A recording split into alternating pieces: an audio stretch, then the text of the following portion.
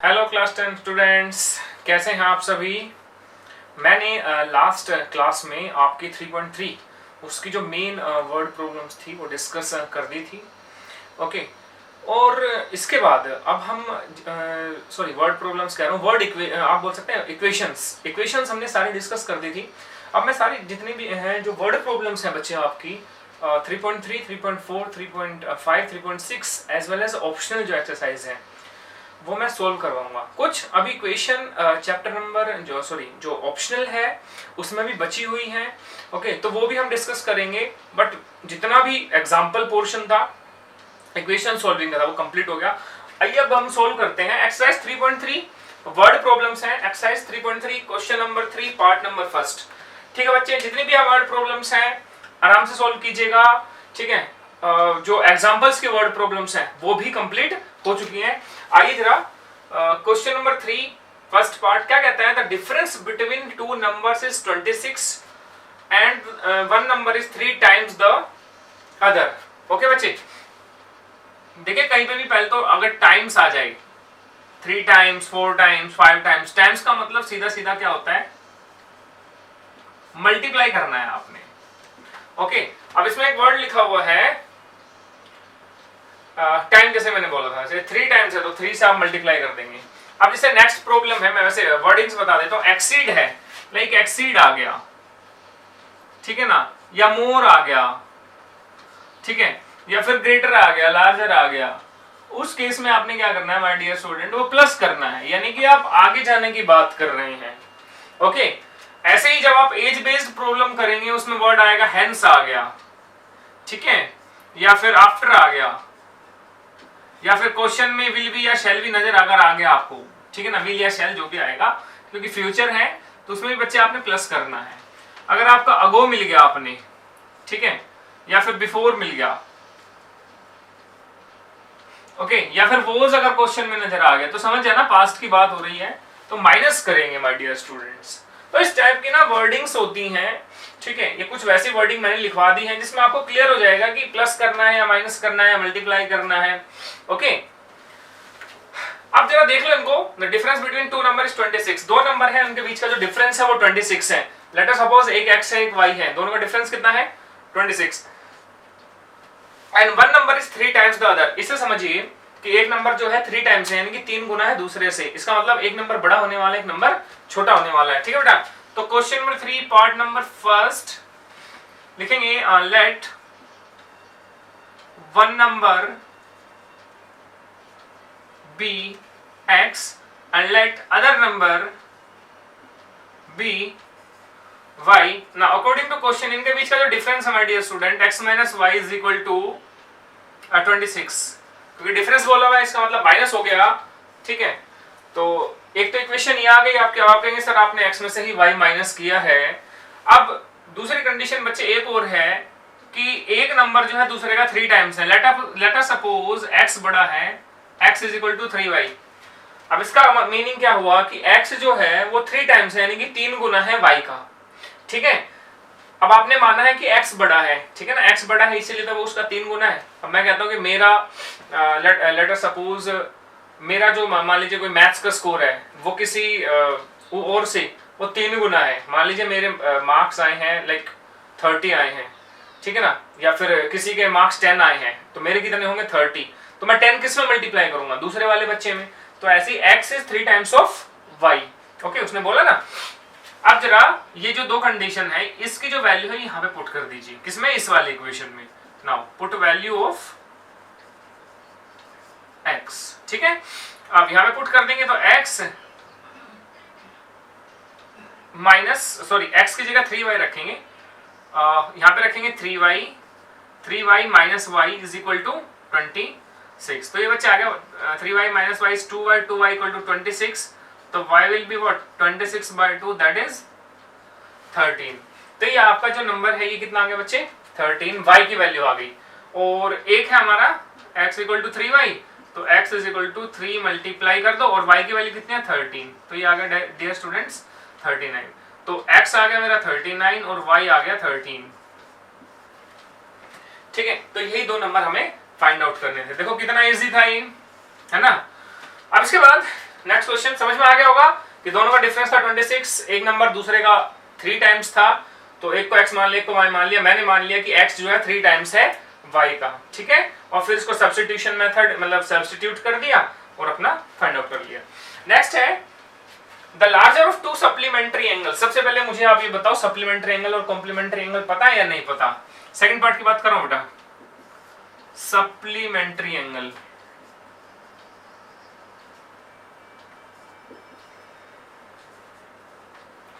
क्या होता है? Supplementary angles when sum of two angles is 180 degree. जब दो एंगल्स का सम 180 डिग्री होता है तो हम उसको बोलते हैं सप्लीमेंट्री एंगल। एग्जांपल के तौर पर लाइक 120 डिग्री एंड 60 डिग्री, तो ये सप्लीमेंट्री एंगल्स का एक पेयर है जिसका सम कितना होता है बच्चे? 180 डिग्री, ठीक है। ऐसे ही आप कोई भी एक और पेयर ले सकते हैं, लाइक एक पेयर ये बन गया, दूसरा पेयर बना लीजिए like 180 degree, 100 degree and 80 degree, तो इन दोनों का सम भी 180 डिग्री, तो ये सप्लीमेंट्री एंगल्स का पेयर हो गया। यहाँ पे नोट में बेटा एक और लिख लो फिर साथ साथ कॉम्प्लीमेंट्री एंगल्स, क्योंकि ये भी कहीं ना कहीं यूज हो जाता है क्वेश्चंस में। कॉम्प्लीमेंट्री एंगल्स, ठीक है। इसमें क्या होगा? दो एंगल्स का सम 90 डिग्री होगा। When sum of two angles is 90 degree. जब दो एंगल्स का सम 90 डिग्री होगा तो हम उसको क्या बोलेंगे? Complementary angles. Okay dear students, तो अभी इसकी तो बात हुई नहीं है लेकिन इसकी बात हुई है। तब उसने क्या बोला? The larger of to supplementary angle. जब सप्लीमेंट्री एंगल का पेयर आता है ना तो एक एंगल बड़ा होगा, एक एंगल छोटा होगा। अब आप कहेंगे सर बराबर भी हो सकते हैं क्या? हाँ जी बराबर हो सकती हैं, लेकिन जैसे कि 90 डिग्री एंड 90 डिग्री, तो इसी केस में क्या होता है? दोनों सप्लीमेंट्री एंगल बराबर होते हैं। लेकिन उसने अभी क्या बोला हुआ है? The larger of to supplementary angle, यानी कि क्लियर हो गया कि एक सप्लीमेंट्री एंगल बड़ा है, दूसरा सप्लीमेंट्री एंगल छोटा है, ठीक है ना। तो बड़े वाला जो सप्लीमेंट्री एंगल है वो छोटे वाले से कितना डिग्री बड़ा है? 18 डिग्री। उसने बोला हुआ है ना the larger of to supplementary angle exceed. Exceed का मतलब मैंने क्या बताया था? यानी कि प्लस, यानी कि बड़ा है किससे? छोटे वाले से। Exceed the smaller by 18 degree. तो समझ में आई बात? Larger angle is greater than smaller angle by 18 degree. तो बेटा पहली कंडीशन जो हमें है वो पहले बनाएंगे, फिर दूसरी कंडीशन। तो लेट करते हैं, let the smaller angle be x degree and let the larger angle be y degree. तो एक को x डिग्री लेट कर लेंगे, एक को y डिग्री लेट कर लेंगे। नाउ अकॉर्डिंग टू क्वेश्चन क्या बोला उसने कि लार्जर एंगल बड़ा है स्मॉलर एंगल से कितना? 18 डिग्री, तो प्लस 18 डिग्री लगा लेंगे, ठीक है, और यहां पे लिख देंगे स्मॉलर एंगल, ठीक है। मैंने क्या कहा? बड़े वाला एंगल छोटे वाले एंगल से 18 डिग्री ज्यादा है, तो ऐसा मत करना कि कभी 18 को लार्ज एंगल में प्लस कर दो, क्योंकि लार्ज वाला बड़ा है ना 18 डिग्री, तो प्लस किस में करेंगे? स्मॉल वाले में, क्योंकि स्मॉल वाले में प्लस करेंगे तभी तो लार्ज एंगल की वैल्यू आएगी कि नहीं आएगी? चलिए, तो लार्ज एंगल कितना बेटा? वो है y degree is equal to small angle कितना है? x डिग्री प्लस में 18 डिग्री, ठीक है। तो एक कंडीशन तो माय डियर स्टूडेंट सी आ गई। अब दूसरी कंडीशन तो है ही नहीं, कहां से लाओगे? अरे भाई अभी तो मैंने बताया था कि सप्लीमेंट्री एंगल जो होते हैं उनका सम कितना होता है? 180 डिग्री। तो दूसरी कंडीशन यहीं से आएगी, क्या बोलेंगे? x degree plus y degree is equal to 180 degree. Bracket में लिख देना सप्लीमेंट्री एंगल्स। टीचर अपने आप समझ जाएगा बच्चा क्या कहना चाह रहा है, ठीक है। अब क्या करोगे यहाँ पे? यूजिंग फर्स्ट y की वैल्यू क्या बेटा? x degree plus 18 degree. तो यहाँ पे y की वैल्यू यहाँ पे पुट कर दो, x की नहीं y की। तो y की वैल्यू यहाँ पे पुट करोगे तो x डिग्री प्लस y कितना बेटा? x degree plus 18 degree is equal to 180 degree. इसको उधर ले जाओ, x plus x 2x is equal to 180 minus 18 कितना आएगा? 162 डिग्री, ठीक है बेटा। तो 2x equal to 162, x equal to 162 divided by 2, it will comes out to be 81 degree. यानी कि जो छोटे वाला एंगल है वो 81 डिग्री आपका आ गया, और जो बड़े वाला एंगल है वो y है बेटा, और y की वैल्यू कितनी है, x डिग्री प्लस 18 डिग्री। तो x कितना आया हमारा, x की वैल्यू पुट कर दो यहाँ पे, कितना 81 degree, 81 degree plus 18 degree, it means ये आ गया बच्चे 99 डिग्री। ठीक है, तो लास्ट में लिख देना कि भाई smaller angle is equal to 81 degree and larger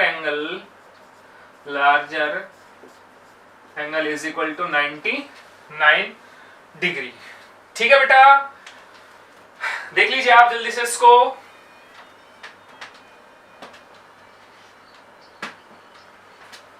ठीक है, अब मैं जो है नेक्स्ट प्रॉब्लम है बच्चे हमारी, ठीक है, मैं इसको आपके सामने से हटा देता हूं। आप वीडियो पॉज करके नोट डाउन कर लिया करो, ठीक है डियर स्टूडेंट्स, क्योंकि मैं ऑन द ट्रोट थोड़ा सा मैं 20 मिनट कोशिश करता हूं कि आपका रेगुलर ही क्वेश्चंस करवाए जाएं।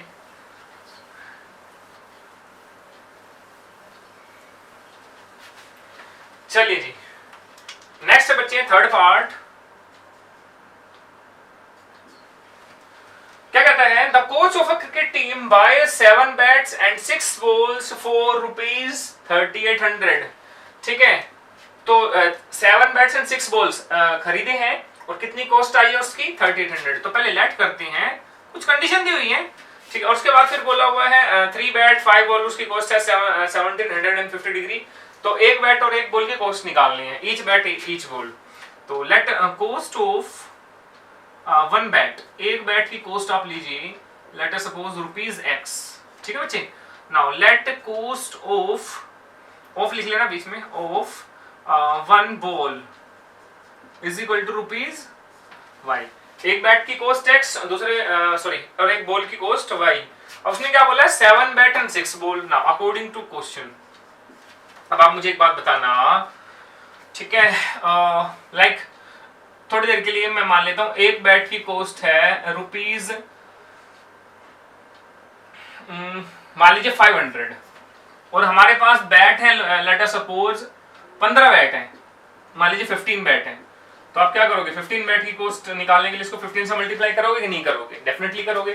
तो इसकी कॉस्ट कितनी आ जाएगी बेटा, 15 5 75, यानी कि 7500, 7500। ठीक है, तो एक बैट की कॉस्ट इतनी थी, 15 की इतनी है, यानी कि 15 से मल्टीप्लाई कर दिया। अब अगर एक बैट की कॉस्ट हमने यहाँ पे क्या मानी है, ₹x। ठीक है ना भाई, हमें नहीं पता, ये तो मैंने लेट किया। अब एक बैट की कॉस्ट मैंने मानी है ₹x, और हमारे पास बैट कितने बच्चे, 7 बैट्स है, मान लीजिए क्वेश्चन में 7 बैट दिया हुआ है। तो 7 बैट्स की कॉस्ट क्या होगी, x मल्टीप्लाइड बाय 7 और नॉट। जैसे यहाँ पे आपने 500 से 15 को मल्टीप्लाई किया था, ऐसे यहाँ पे 7 को x से मल्टीप्लाई कर दोगे तो कितना आ जाएगा, ₹7x आएगा कि नहीं आएगा। ठीक है, तो 7x है, और ऐसे ही मान लीजिए एक बॉल की कॉस्ट मैंने मानी यहाँ पे क्वेश्चन में ₹y, और बैट बॉल कितनी है 6 बॉल्स, और 6 बॉल्स की कॉस्ट क्या आएगी बेटा, y multiply 6 that is 6y। बोलो, ठीक है, तो ये जो मैं 7x है 6y है, ये कैसे आया, बात क्लियर हुई होगी। ठीक है बेटा, तो अब सीधा सीधा क्वेश्चन पे आते हैं। 7 बैट हैं और 6 बॉल हैं, दोनों को मिलाकर हमने कितने रुपए दिए हैं, 3800। तो 7x plus 6y is equal to 3800। Got it. ठीक है बेटा, तो ये आ गई आपकी इक्वेशन नंबर 1। दूसरा 3 bats and 5 balls, 3 bats and 5 balls, ये है 1750। तो 3 bat means 3x plus 5 balls means 5y, it will be equal to 1750। Okay बेटा, बात क्लियर हुई। सेकंड इक्वेशन, मैं यहाँ पे एलिमिनेशन मेथड यूज करूंगा। अब आप देखो, मैं y का कोफिशिएंट सेम करना चाहता हूं, तो यहाँ पे 5 है ना, तो इस ऊपर वाली इक्वेशन को 5 से मल्टीप्लाई कर दो, यहाँ 6 है तो नीचे वाली इक्वेशन को 6 से मल्टीप्लाई कर दो। What I want to do, I want to get same coefficients of y। ठीक है, तो multiply equation 1 by 6, equation 5 and equation 2/6, ठीक है बेटा। तो इसको 6 से और इसको 5 से। चलो जी, अब यहाँ पे कंडीशन क्या बनेगी, इस पूरे को मैं किससे मल्टीप्लाई कर रहा हूँ 5 से, और इक्वेशन को मैं मल्टीप्लाई कर रहा हूँ 6 से। तो करो जरा मल्टीप्लाई एक बार, 7 5 35x plus 6 5 30 y is equal to, now 38 5 190, यहाँ बेटा 19,000। तो ये आपकी इक्वेशन ऐसे हो गई, और इसको करेंगे 6 3 18x plus 6 5 30y is equal to, उसको 6 से करना पड़ेगा 175 6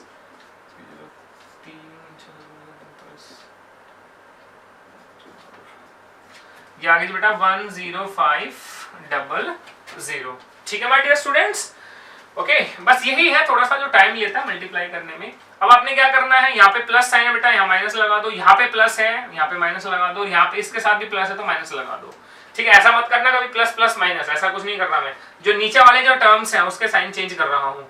तो प्लस 30y से माइनस 30y कैंसिल हो गया भाई, ये प्लस 30y और ये माइनस 30y, इसको नहीं देखना आप साइन को, ठीक है। Now 35 minus 18 that will B 17x, और ये कितना आएगा बेटा 8,500, ठीक है। तो x will be equal to 8,500 divided by 17, 17 5 से 85 मींस 500, ठीक है बेटा। तो x की वैल्यू आ गई 500, और फाइनली x की वैल्यू आप किसी भी एक इक्वेशन में पुट कर दीजिए, लाइक मैं यहाँ पे पुट कर देता हूँ या यहाँ पे पुट कर देता हूँ, put value of x in equation for second, first नहीं सेकंड। तो x की वैल्यू रखेंगे बेटा, तो 3 इंटू एक्स की वैल्यू बेटा 500 plus 5y is equal to 1750, इसको ऐसे करेंगे तो बेटा 1500 plus 5y is equal to 1750। Now 5y will be equal to, ये उधर जाएगा माइनस हो जाएगा, बचेगा कितना बेटा 250। तो यहाँ से जो y की वैल्यू आएगी वो कितनी आएगी 250 डिवाइडेड बाय 5 दैट इज 50। तो y की वैल्यू 50 आ गई। तो लास्ट में लिखेंगे बेटा therefore cost of one bat is equal to rupees 500, क्योंकि x की वैल्यू बेटा 500 आई थी, और लास्ट में कॉस्ट ऑफ वन बोल इज इक्वल टू रुपीज 50, ठीक है डियर स्टूडेंट्स। तो ये 3 पार्ट आपके खत्म हो गए। अच्छा, मैंने यहाँ पे प्लस किया था क्योंकि हमने दोनों को मिलाकर इतने रुपए में खरीदा है, ठीक है। मेरे ख्याल से ये प्लस क्यों किया, इसमें तो कोई कंफ्यूजन नहीं होनी चाहिए। अगर आपको अपना आंसर वेरीफाई करना है कि सर 500 और 50 मुझे कैसे पता चलेगा सही है गलत है, बेटा यहाँ पे पुट करके देख लो, ठीक है। एक बार वेरिफिकेशन करवा देता हूँ आपको मैं कि भाई वेरीफाई कैसे करना है। मान लीजिए आप यहाँ पे पुट कर लो, यहाँ पे पुट कर लो, यहाँ पे पुट कर दो क्या, x की वैल्यू बेटा कितनी 500, तो 7 इंटू 500 तो कितना आएगा 3500 प्लस 6 इंटू, और y की वैल्यू बेटा 50, तो 50 इंटू 6 300, तो 3500 प्लस 300 इक्वल टू रुपीज 3800। इसका मतलब लेफ्ट हैंड साइड में हमने जो हमें जो मिला वो भी 3800 है, वो राइट हैंड साइड के इक्वल है, क्योंकि RHS LHS के इक्वल है, इसीलिए हमारा जो आंसर है बिल्कुल ठीक है। ये करना नहीं होता पेपर में, ये जस्ट आपको वेरीफाई करवाने के लिए है। और मैंने एक्स वाई क्यों मल्टीप्लाई किया वो मैंने यहाँ पे बेटा बता दिया था। होप कि आपको ये कंसेप्ट, ये क्वेश्चंस बेसिकली समझ में आ गए होंगे। So till then note it down.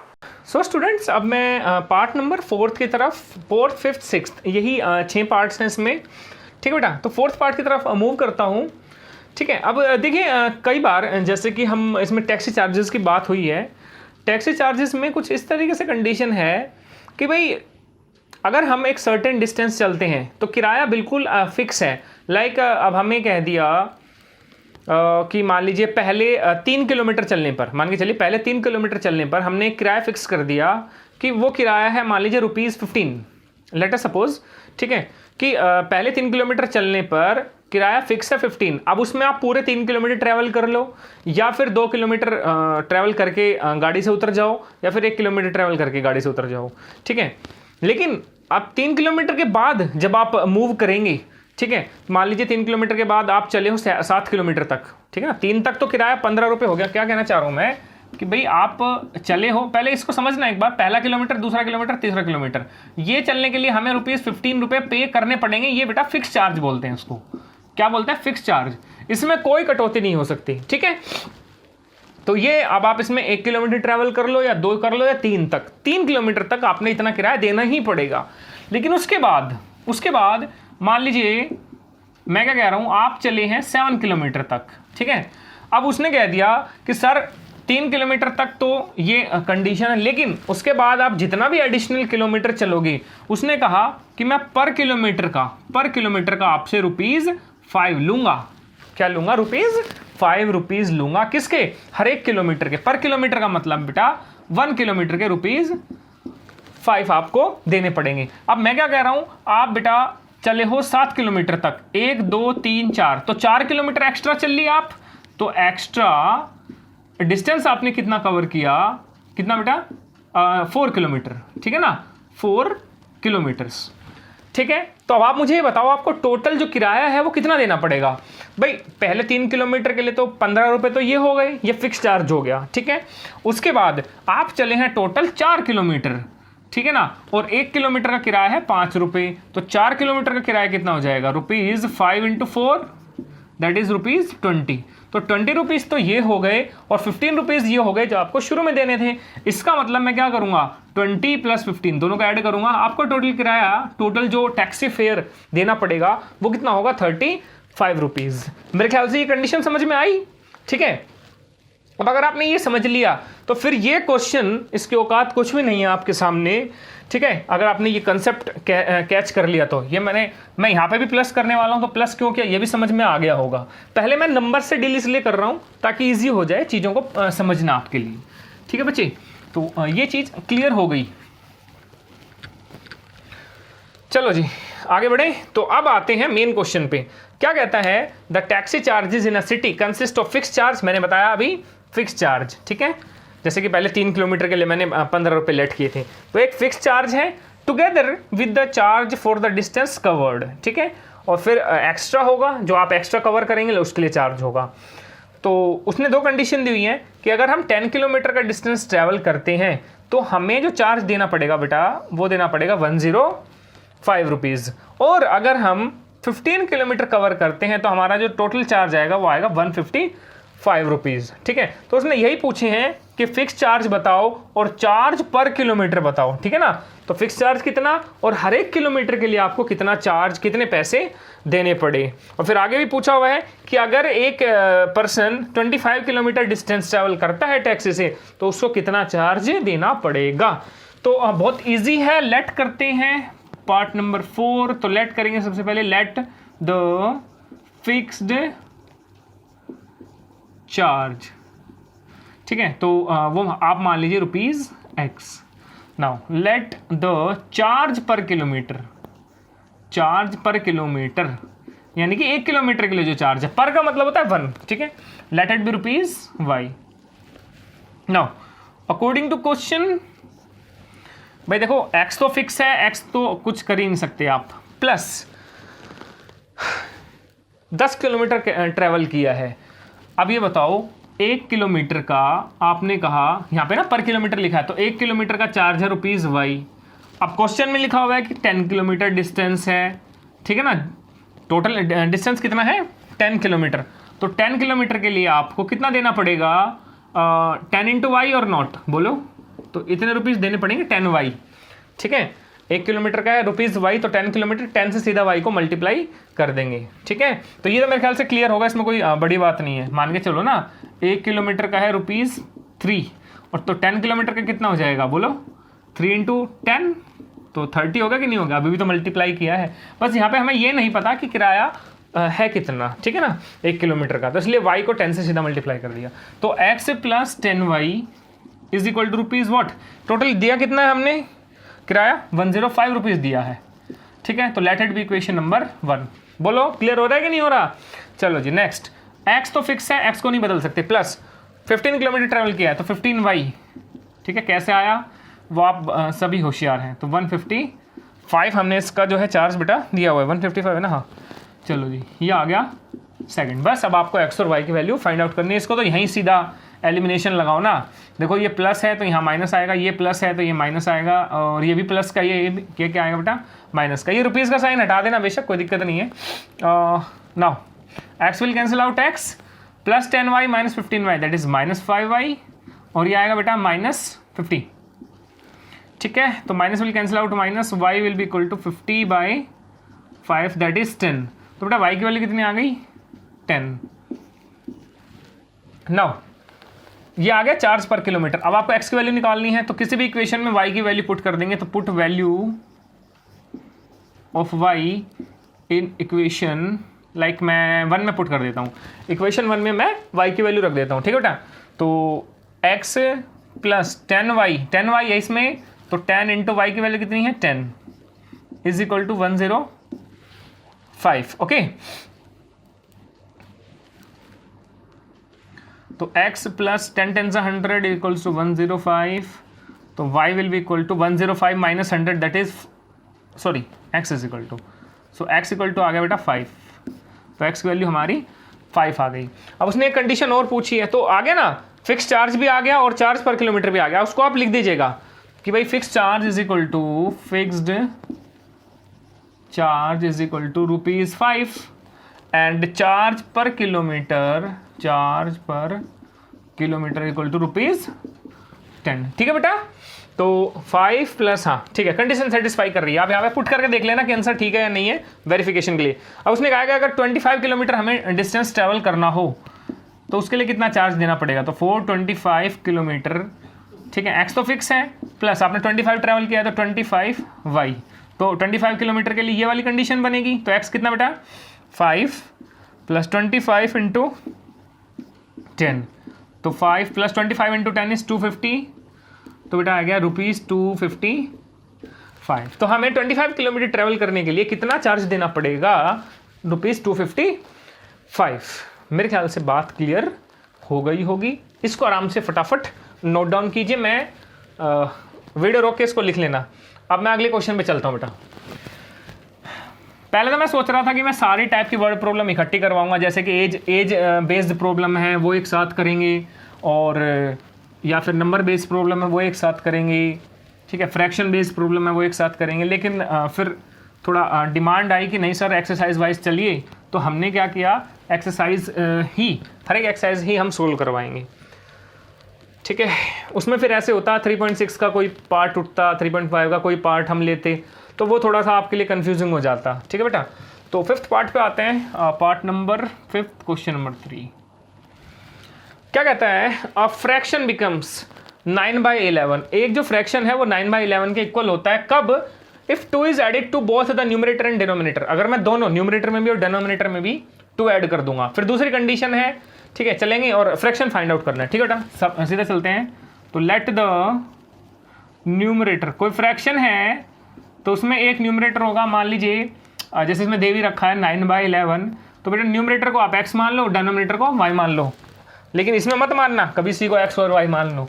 ठीक है, तो ये जस्ट बताने के लिए था। तो let the numerator be x। ठीक है बेटा, न्यूमरेटर को हमने क्या माना, x, तो let the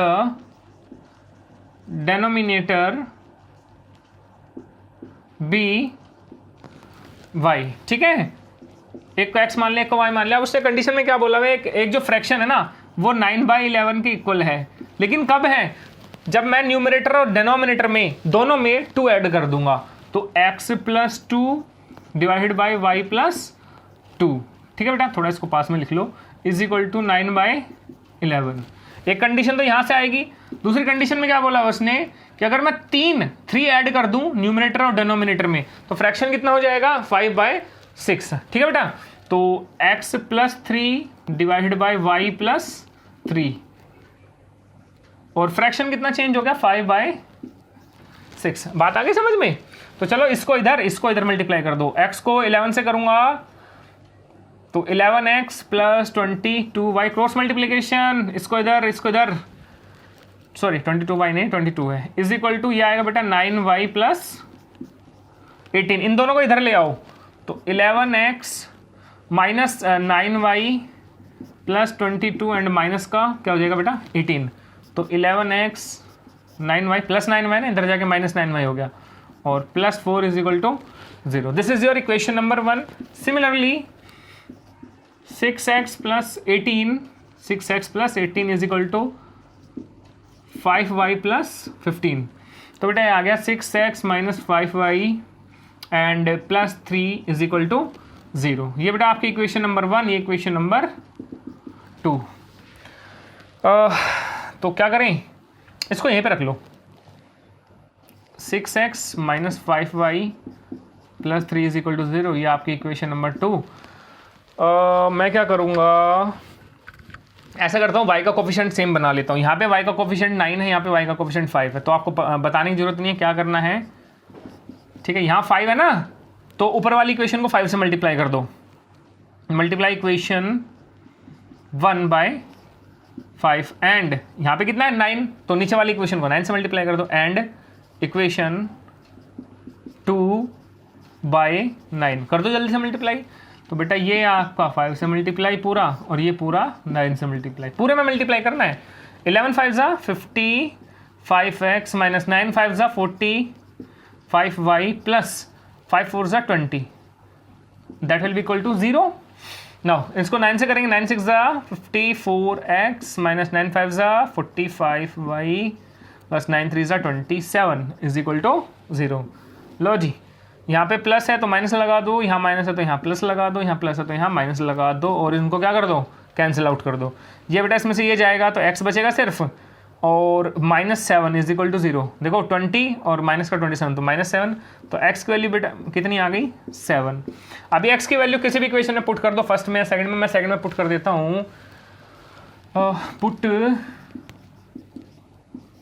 value of x in equation second. ठीक है बेटा, सेकंड इक्वेशन में पुट कर दो इस वाली में. तो 6 इंटू एक्स की जगह 7 minus 5y plus 3 is equal to 0. 6 7 42 minus 5y plus 3 equal to 0. ठीक है बेटा, 42 प्लस 3 कितना हो जाएगा, 45. 45 minus 5y is equal to 0. ये प्लस 45 है, उधर जाके माइनस 45 हो जाएगा. तो minus 5y is equal to minus 45. y से y क्या हो गया बेटा, कैंसिल आउट हो गया. तो y will be equal to 45 by 5. ये कितना आ गया, 9. तो y की वैल्यू आ गई माय डियर स्टूडेंट्स 9. और लास्ट में क्या लिखेंगे, देयरफॉर फ्रैक्शन. अच्छा ये बताओ, मैं बताना भूल गया, अगर न्यूमरेटर x है, डेनोमिनेटर y है, तो फ्रैक्शन क्या बचेगा बेटा, x बाई y ही तो बनेगा.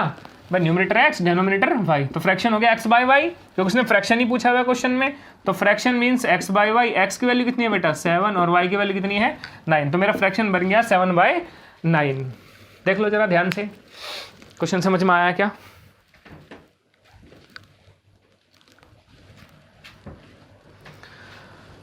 ठीक है बेटा, अब मैं अगले पार्ट पे, अगले क्वेश्चन पे चलता हूं. ठीक है, आप आराम से इसको नोट डाउन कर लेना वीडियो पॉज करके.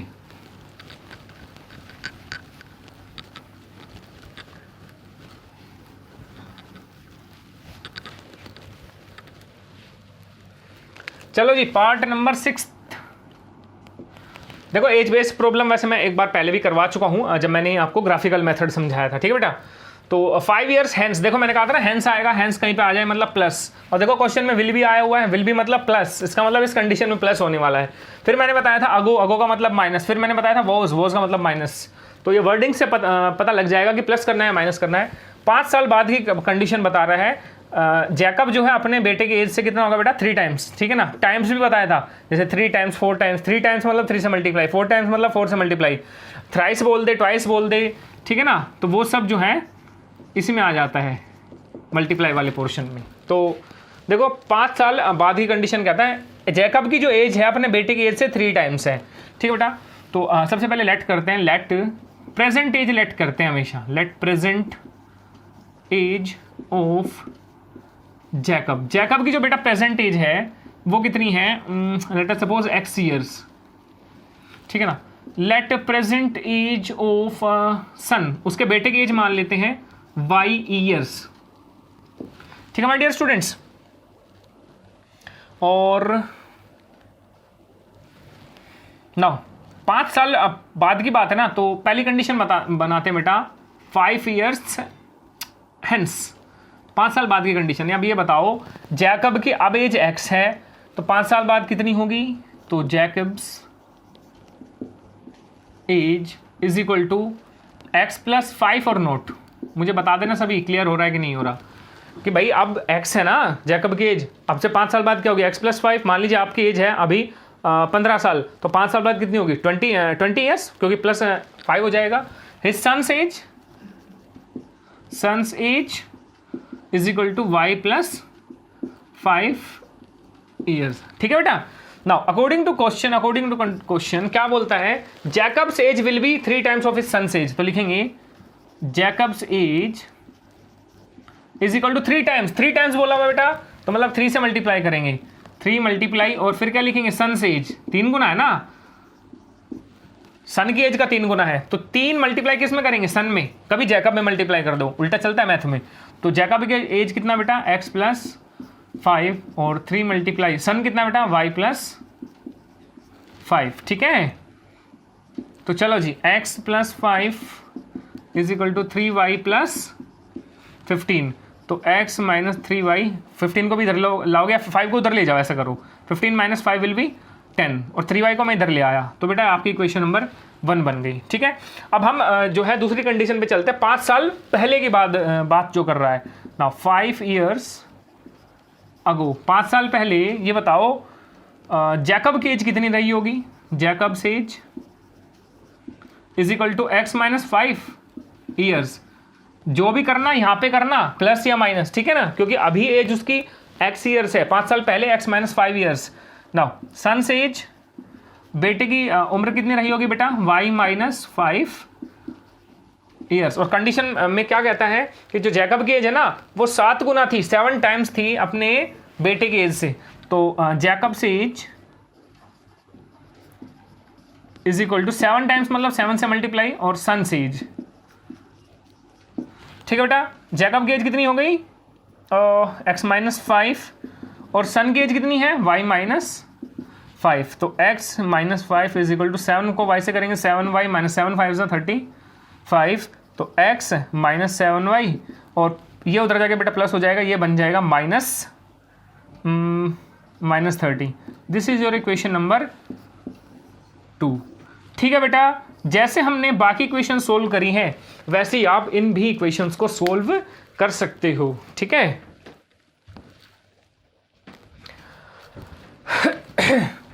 आओ जरा इसको भी सोल्व कर लेते हैं। एक्चुअली मैं कैमरे की टाइमिंग चेक कर रहा था कि कहीं टाइमिंग ओवर ना हो जाए, तो फिर उसमें थोड़ी दिक्कत हो जाती है। Is equal to minus 30। ठीक है बेटा, जरा ध्यान से देखिए, मैं साइन चेंज करूंगा, यहाँ प्लस है यहाँ माइनस, यहाँ माइनस है यहाँ प्लस और यहाँ माइनस है तो यहाँ प्लस, x से x कट गया, ये आएगा बेटा 4y is equal to 40, y बेटा आ जाएगा 40/4 दैट इज 10 ईयर्स। तो उसके बेटे की जो एज है वो बेटा 10 ईयर्स आ गई। अब x की वैल्यू आप किसी में भी पुट कर दो, मैं इक्वेशन नंबर फर्स्ट में पुट कर देता हूँ, put y in equation first. ठीक है बेटा, तो x माइनस 3y है ना, देखो यहाँ पे 3y है, y की जगह रख देना, y की जगह मैं रख दूंगा 10 इज इक्वल टू 10। ठीक है बेटा, तो x minus 3 10 30 is equal to 10, इसको डालोगे प्लस हो जाएगा, तो 10 प्लस 30 दैट इज 40। ठीक है बेटा, तो 40 ईयर्स और लास्ट में लिख दोगे therefore present age of Jacob is 40 years, present age of son is 10 years. ठीक है बेटा, होप कि ये क्वेश्चन समझ में आ गया होगा।